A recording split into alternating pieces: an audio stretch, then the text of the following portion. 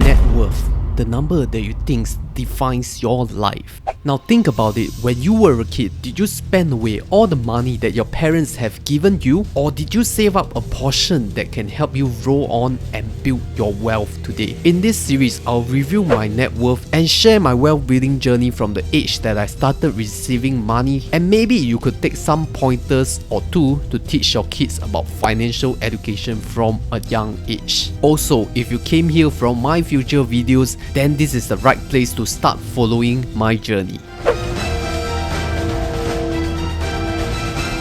Hey guys, welcome back to the channel. My name is Christopher and this is the first video in my wealth building journey series that you can follow to see how have I grown over time. And in this series, I'll walk you through my personal journey of how I built my net worth, which is the definition of your total assets minus your total liability. Some call it net equity. And some quick background of myself, I'm born in the year 1991. That means I'm aged 30 this year. And I'm going to throw up some assumptions here. All the values that I talk about in this series of video, for the currency values, they will all be denominated in Singapore dollars unless it's otherwise stated. And currently the exchange rate between USD to SGD is 1.36, so you could do your own currency conversion. And secondly, it will only include the stories and amounts that I remember, because there's only so much we could remember from our young age, right? So with that, let me take you through the first chapter, which is my first encounter with money in year 1998. Where I was aged 7. When I was 7 years old, it is also my first time that I'm going to elementary school, or we call it primary school in Singapore. And at that time, my parents would give me allowance or pocket money of $1.20 in Singapore dollars so that I could buy some food in school and feed myself and not go hungry. The food prices at my primary school canteen is rather affordable. It was 40 cents for soup noodles or rice and 20 cents for drinks. So with 60 cents, you could totally get by within the day if you only ate one meal. So most of the time I was only spending 50% of my $1.20,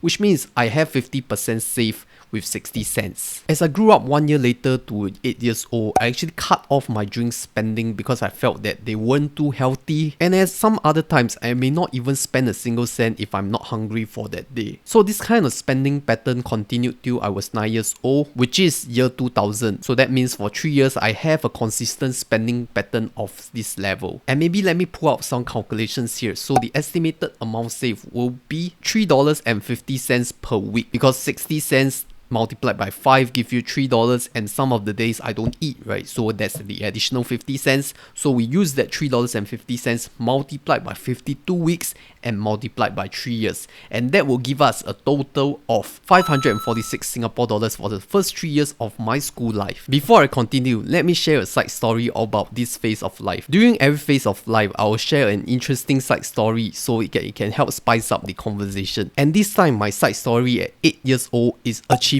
rank number 1 in class. When I was 8 years old in grade primary 2, I actually achieved rank number 1 in class for the first time in my life. I mean, that was a great achievement, right? Especially as an Asian kid, you want to do your family proud, and achieving grades is one of the most important things in your life. I mean, I topped the class compared to all my classmates, and during that year in 1991, the hottest game in town was Pokemon. And with Nintendo having the Game Boy Color, right, you can play your Pokemon cartridges, and more than 50% of my classmates were actually playing it. So after my final year exam, I was asking my classmate where did he get that Game Boy Color with that Pokemon cartridge, and probably how much was it. He told me that he didn't know how much was it because his parents bought it for him, but they went to a shopping mall at Bukit Panjang. So I told my mom about that Game Boy Color, and she thought I really deserved it for getting rank 1 in class. I mean, I was excited, I was happy that I finally could get that Game Boy Color, that everyone has it. Now from where I live, Bukit Panjang is actually quite far away, at least in 1.5 hours ride from public transport. And just have a little throwback, at that time Bukit Panjang has a brand new light rail transit or LRT system. So I told my mom, let's go there and buy my Game Boy Color. So on this Sunday, my mom brought me to the brand new Bukit Panjang LRT system to test out the new light rail. I was excited like a little kid, anticipating for my Game Boy Color with that Pokemon Yellow cartridge. So we went to this mall called Bukit Panjang Plaza, which still exists today, right beside the Bukit Panjang MRT. And we went to the exact shop that my classmate has told me about. And you know what was the price I was quoted? 200 Singapore dollars for the Game Boy Color itself, and maybe $60 for that Pokemon Yellow cartridge, totaling up to $260. Well, I don't know about now, but at that time $260 was a lot of money in the year of 1999, just a few years after the Asian financial crisis, right? My mom hesitated, right? She only had $200 in her wallet, if I remember. I mean, we didn't come from a fairly wealthy family. We had enough to get by, but in terms of luxury items, we do not have any. When the shop owner told her about that price, she hesitated. She took me to one side of the corner and told me, "Son, we don't have enough money. Let's buy this next time." At that moment, I didn't know what to feel, but I wasn't angry. I was more puzzled about what happened, right? I didn't really have a concept about money during that time, like what that's the purpose of money and why couldn't we afford it. But as I grew older, I finally realized how hard it was for her. Imagine already promising your kid that you want to buy a new toy for him or her, and you traveled 1.5 hours away from your residence to go to a shopping mall, and to disappoint your kid because you don't have enough money to buy it. I could imagine it was really hard for her, right? But the good thing is I wasn't devastated.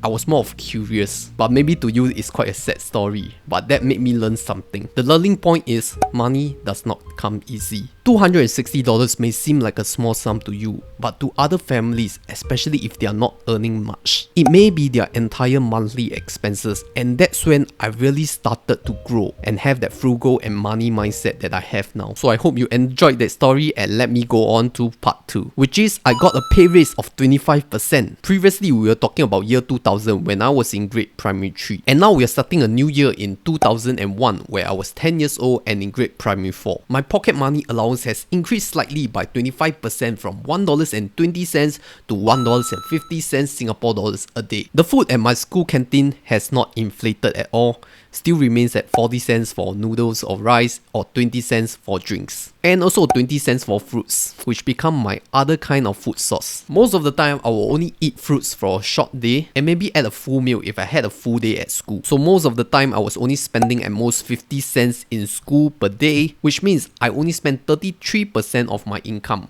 and I have $1 that I can save for the day, which is 66% of savings. It continued all the way to 2003 where I was 12 years old in grade primary 6. And maybe something you can learn from this phase is to avoid lifestyle inflation. You see, my pay has gone from $120 to $150 per day. That's 25% increase, but I did not increase my expenses by 25% linearly. I remained at the same lifestyle or even optimize my lifestyle to fit my healthy habits at that point in time. So now let's calculate my estimated amount saved. I saved $5 easily per week because I was saving $1 per day, right? So $5 per week multiplied by 52 weeks multiplied by 3 years, and I will get a total of $780. So this phase 2, I also have a side story to share. When I was 12 years old and my last year of my primary school, the kids were mesmerized by something called Pokemon cards. A bit related to my earlier story about Pokemon game, right? Right now it's Pokemon trading cards. There was a free market in school.